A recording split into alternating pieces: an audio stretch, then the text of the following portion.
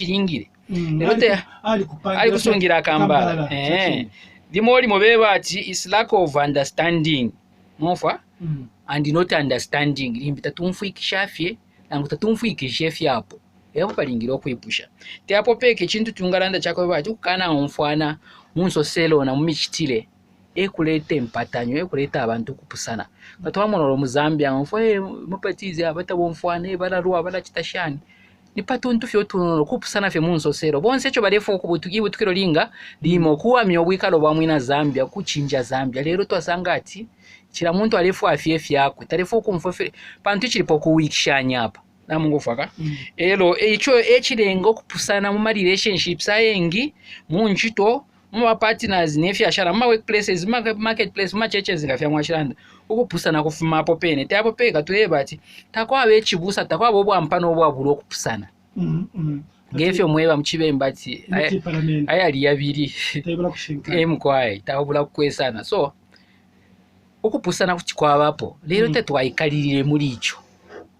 tulingire twasanga solution ero pakusanga solution shilingiro kushupa na imwe bokota mulingiro kushupa poko tusange common ground we are partners you are my favorite yabe nikuti wayebati my favorite I'm your favorite fan umuntu fyo watemwa umuntu omumfana nankwe ngafefe netwalira ndero twalenda parupato umuntu omumfana nankwe teti umupate walasange nchita yakumugwesha na lesaye bati wesheni badaba lero abaleru banga mwaesha chansha mwaitapo na ombidio chafiri kwa kuchita shane mwakunta kumakasanishi na mwesha mkwaye so kwa befyo nombero kwabo kupusana efyo bale bati when you understand each other ero mule mfana muri bwino you have peace of mind mwala kwata umtende mu matontonkanyo mwala kwata insansa ero mkwete insansa no urware teti bure mukumya manga fya twarera nda parupato ero musendere sende fya parefyo tamulefo kubombera palifya pantu chipingo cheba chakasubata kalingiro kuwa bulo kupanga peace nabakashibobe nabanobe na shani tachilingiro ko befyo chasenda nemyaka walisunga fya kambala lesa kesa kona pashilingire namuvaka so ifyo efintu chikapolero kuli ishira shimwesho tungesha ukukanya ukuchita misunderstanding umunenso nanguka kuba misunderstood chaba ni pa national level pako bacho mutende uli oturerufya uli okupusana twakwato bali atukabamona shanshani mwabafe kwachi mwalisungirana tumbara ifyo tafirefu ayikwa ubuntu kwikara mutende ero tulingire turewa chira bushiku we should become better tulingire turebera ko bwino noti na chira ifona ali 5 years ago abantu ero bale munati muntu uyu balingire ba munati ubuntu bwachirako noti nombero nambo kubera mufi chiposwa tachilingire okuba ifyo ero kutwaye bati umbyaye berati abantu barapange efiro bali molimo tibale fipanga libiri ekirengo okupusana tuwaye bati alimbya ale kitiro omufulo palasi walaye bati wali omundemwa naliyana alemwerera lali yali kitefe momwene mwabo okupusana ero kwa befintu efe tulingira okukita avoidinga kupanga efiro bopantu mufiru bemule okupusana tulingira okuyishibana kabiri ifya kukita hando abantu kwe batunga kita avoid kukita shani okupusana mumilandire na mumikitire pantu okupusana ngakwabipa kula lete efibi amufaka so tulingire okwishwe fya kuchita hando abantu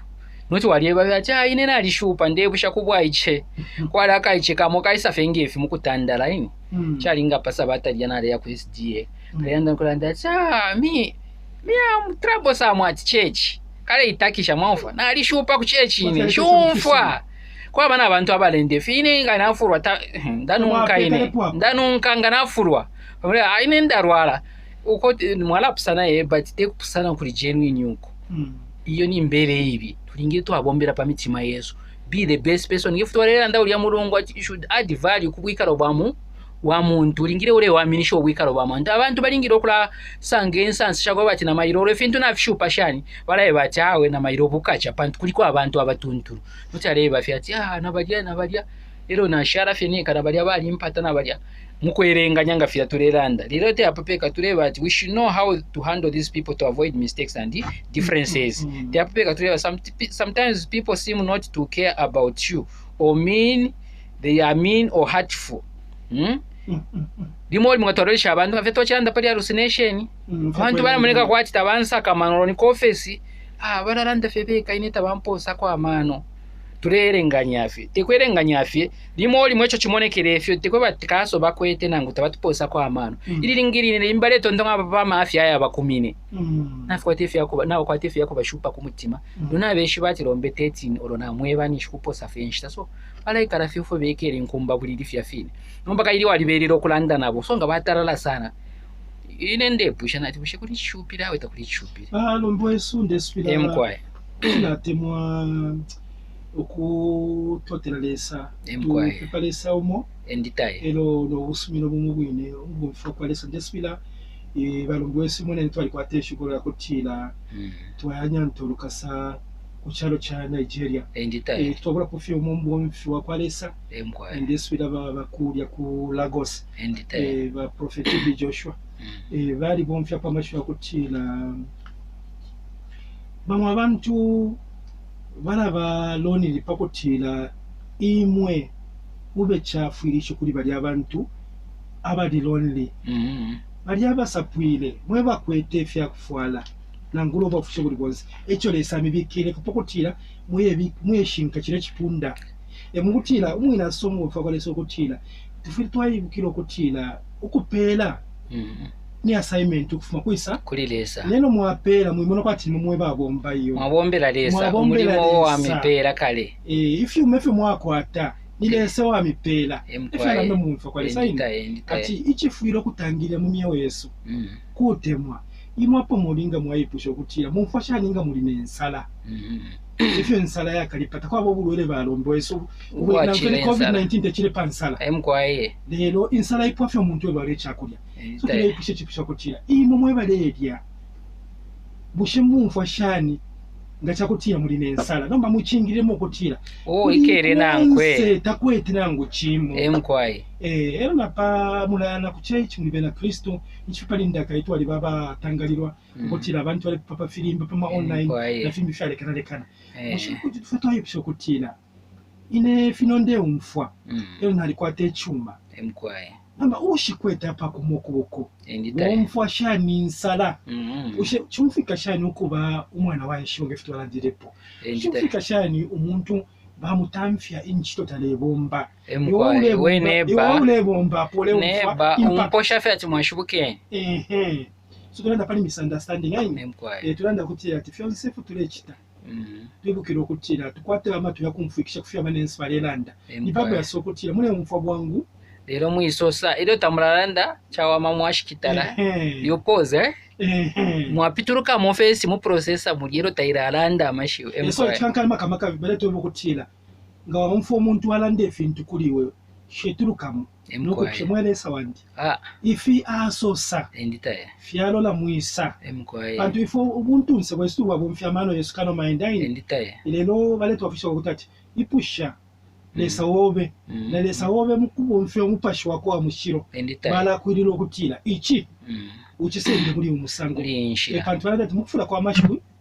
icho kwa bele finshi ifirwe fingi emkwaye murube mutaro wapo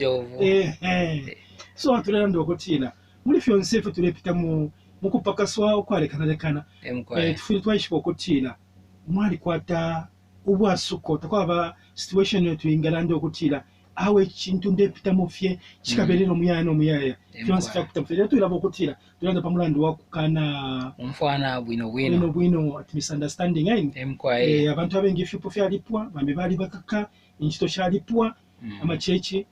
kwali bokupasangana limona bashima pepo yalanda kutira ine wishima pepo kufyanje bere ine nalapanga chechi yandi unesango kutira to alikuwa to buntu ngo wakutete umuntu chapanga chechi lelo ukapanga machechi yanga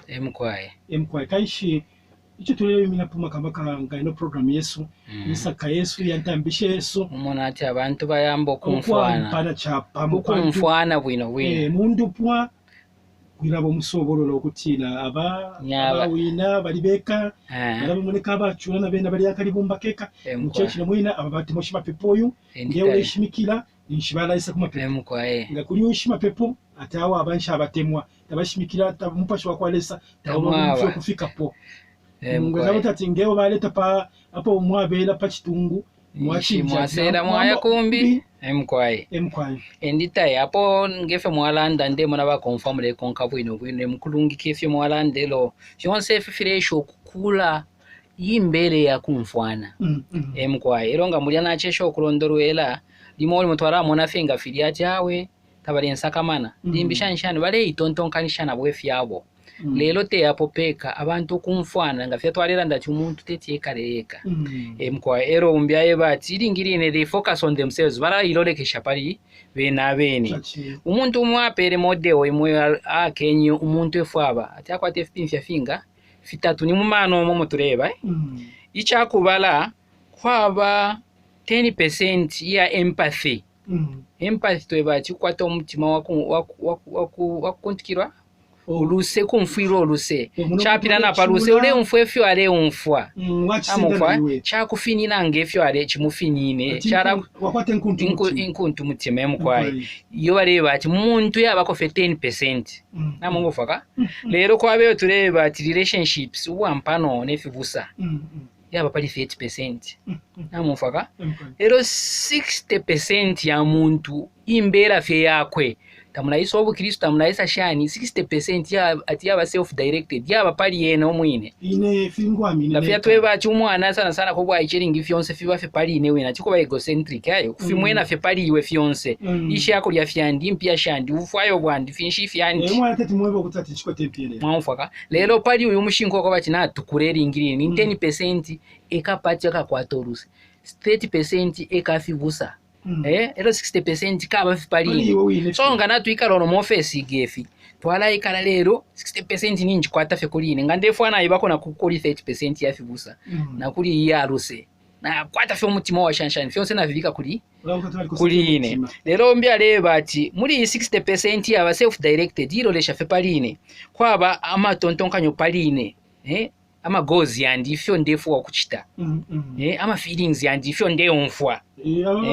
ama problems yandi fyonse fili muri 60% iyo ine yalalenga bambi bayiba chaya ulya tamposa kwa mune so wale tontonga fina mungu faka so ni nebo balela ndapo iyo nse ili muri self directed shani ya mu mind mulya te hapo pekero twaisa kuri 30% ya fibusa tuleba ati ili ngirine ilero lesha pali imwe ndina imwe so imwe muri 30% leyo 30% kwa bana bambipo amufaka limori muleba cha aba boss limbi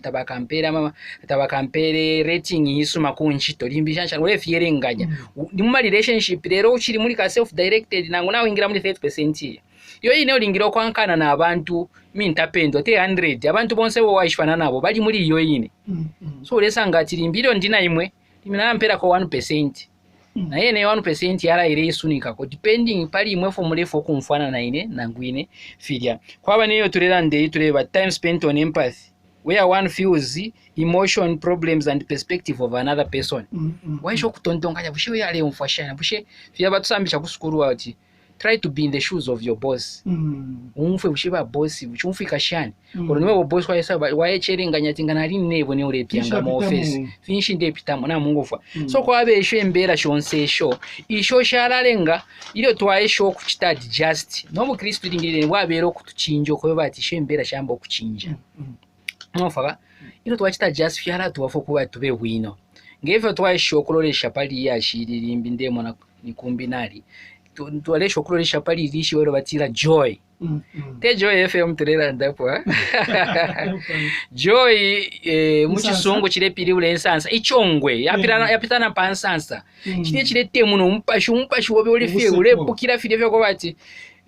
namashu yako lafu manefe wakora achita fyonse fitunturu ngabyo ati out of the abundance of the heart fia isuruwa mu mutima ifi waratwara nakunse emashi utwala landa so ngamwiswiro echongwe chili ni joy ensansa wala pera ku bantu lero twaresha pa lembero ayo bati joy je bati Jesus first ngwika robwesu tulingire twabika Yesu go wantanshi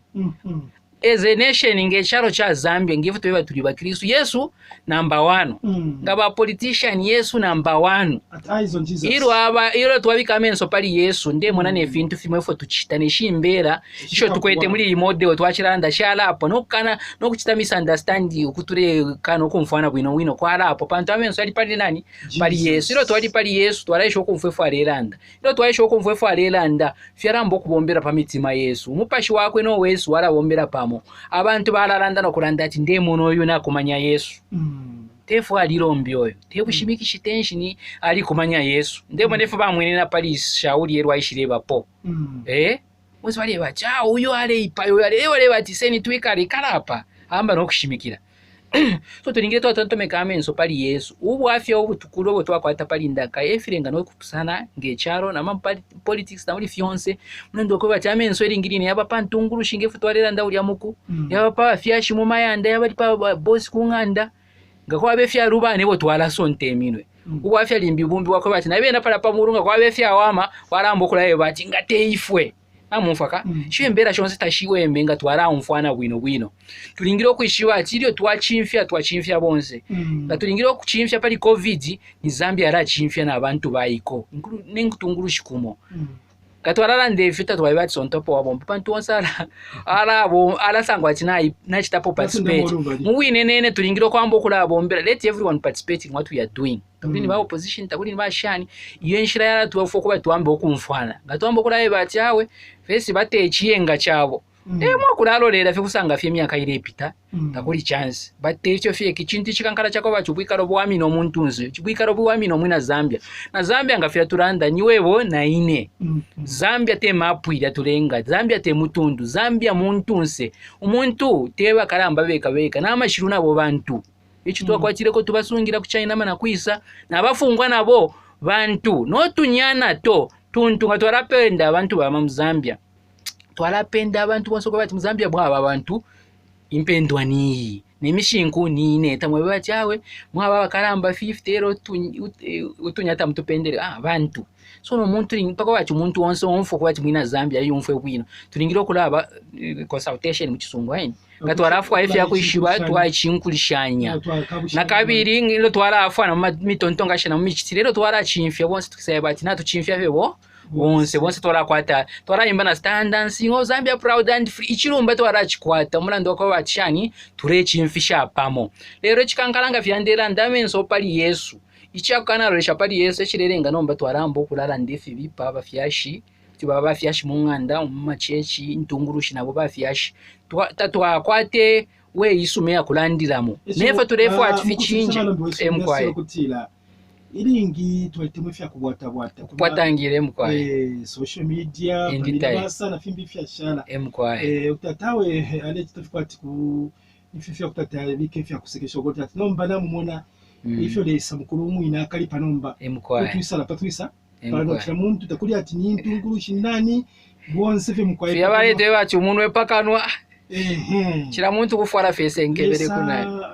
mukusa kwakwe nango chamulike bati nikusekesha wali mweno ko Zakaria bamu isere pakanwa ndemona na David tatilesa mukuru ali kwata amaka yenga chitira inkama fe inkama yako yakati mwine ngale fwa twisa la fyo tuno bonse fe twawe fe fyo bachiburu mucherenganye emkwa iso twira imono kutila twali chenjereshe chinde ero twakwate shuko lya kulanshanya ngebe tulande fisuma tulande shanye bwino esa atuberere kose pantu chine lesa mukuru abengi tumula kwati lesa muntu yo nenonga twaingira musana kumupashi twaingira mu spiritual realm lesa bowote ati lesa fo twamuishiba ali kulisha tetu mulondolole tetu mumfuikishe emkwaye tatulamba no kwamba emkwaye bantu lesa mumuliro kutaenda emkwaye utalikanga bumbala pula mumitima ya muntu mukalamba lero mumutima unono mutima alengira emkwaye ifisenya pamumana ile sanshu kanshi enditaye umwela fyo umwela tupe mashani chirenga chukuru aposa chinshi mwaselepo kutira twibanga figembo ichitaine emkwaye utusa kutati fuene ne kwisa ukuboko emkwaye yafu na kulu kwa kunima enditaye emkwaye emkwaye so nga fya twashilanda amenso ni pali Yesu ala tuchinje abombera pa mitima Yesu no Kristo tabwabefe bu Kristo kuyituntumba nga vile ba mwine mushibalanda claiming lero bwala ba bu Kristo muchishinga ilo twalolesha kumulunga twakwata obwafya mchalo twalalomba mweresa twafweni kupitia muntungurushe twafweni ngechalo nefintu fyalondoroka lero ala tukupela makaya kuba tumfwane bwino ngero twala umfwana kumfwana mulando ko bati ali bombera pa mitima mitima Yesu emkwaye ino mulando ko tatiro twalosha kuri Yesu Kristo muri shishu shafa twali kwete chira nawe mwaka wapire emkwaye kwali okulira kwa bako na mapepo emkwaye lesa wankumbwa emkwaye natumfo ko tire na tuchita record bumper harvest enditaye ngafinishe futi tiresa tulingiro kwata Thanksgiving twala tesha lesa twalanda takwenda lesa natupera bumper harvest tuibanga bali abafi bashiba poseshe ababulo kutotela ine 9 bayafi umofi ewayiruka emkwaye twalanda tauna tutotele kuli lesa pafinsa bwansa bwe fya tupera mu chalo chesu ifyo mwalanda fikanka yala pita pantu kuli leso tupepa okengana nko mu kipangano kutira mu bayashiba Dr. Frederick Titus Jacob Chiruba emkwaye twashinisha utatele sala bomba pa chalo cha Zambia emkwaye lesa entungurusha chalo cha Zambia ero tatwakalale pwensala kibe nimayanda tulelombo bati bonse mukwaye tukwate feche tekene tsumino okutira amano bapa bantu banensu pati muri Proverbs balando okutira chapter 22 verse 2 okutira ali tipo omuntu kitikira omuntu munankwe wisumina machereta na machariots na mashani sakumulu ekwa abakabarwe enditaye ali chef yoni fya kumulu ifishitanda no kusepa enditaye sunga no tunyerele utakwabo waishiwa pa bakamutima kakanyerele lelo mwene polesa weso afurishe nkumbu kai shift ndogo za twakafune nsala lesa mukuru alina ifwe lesa mukuru aletubaka kai misunderstanding enditaye natwifumye pupantu lesa tekala pa misunderstanding tebuntu ati tebuntu kusanga we akumfwana abantu epo oli ulingiro leleto omutende ule yafu abantu kumfwana ngero twala umfwana twala babanga bamo na pa Pentecost palero fya kitiki mulando ko bati bali ba muri bumo tekuyipanga nga omo kukanwa afe ni mumichitile lero eliyo shubiri omwafunya ali kalamba ndemo no buteko na bumfwa kya muri ba Minister of Religious and emkwayi kuti balolekisha poperi ashide tatwarera ndafi pa news ati natupata bumper harvest bambirimbi no kutalika na bamba no kutalika lero natsange nshita ya kutasha lesa utasha patu nono lesa landa ati nkamula sana pafingi wa bomba bwino patu nono pafingi